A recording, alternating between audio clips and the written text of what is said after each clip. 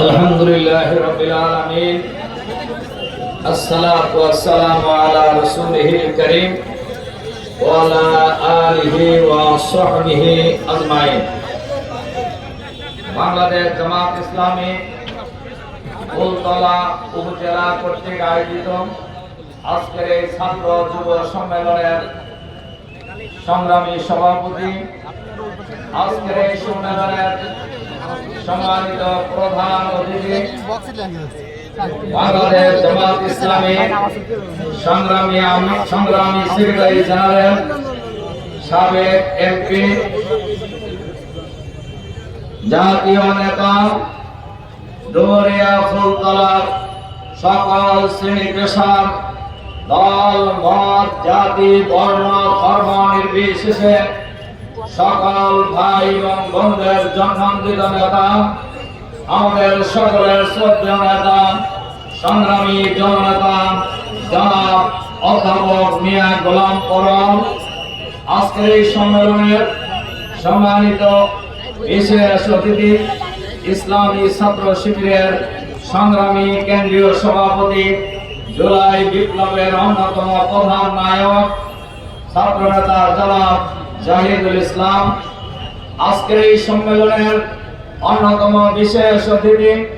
বাংলাদেশ ইসলামী ছাত্র শিবিরের সাবেক কেন্দ্রীয় সভাপতি, ঢাকা মহানগরী দক্ষিণ জামাতের সংগ্রামী আমির, সংগ্রামী জননেতা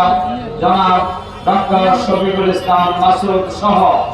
কেন্দ্রীয়, মহানগরী এবং জেলা উপজেলা নেতৃবৃন্দ, সাংবাদিক বন্ধুগণ, সংগ্রামী যুবক ছাত্র ভাই বন্ধুগণ, আসসালামু আলাইকুম ওয়া রাহমাতুল্লাহি ওয়া বারাকাতুহু।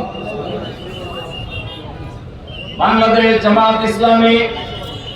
আমাদের প্রিয় জন্মভূমি ৫৬,০০০ বর্গ মাইলের এই বাংলাদেশে আল্লাহর আইন এবং সত্যের শাসন কায়েম করতে চায়। বাংলাদেশ জামাত ইসলামী এজন্যই আল্লাহর আইন এবং সত্যের শাসন কায়েম করতে চায়। আল্লাহর আইনের মধ্যে কোনো বৈষম্য নেই, আর আল্লাহর আইনের সাথে সাথে যদি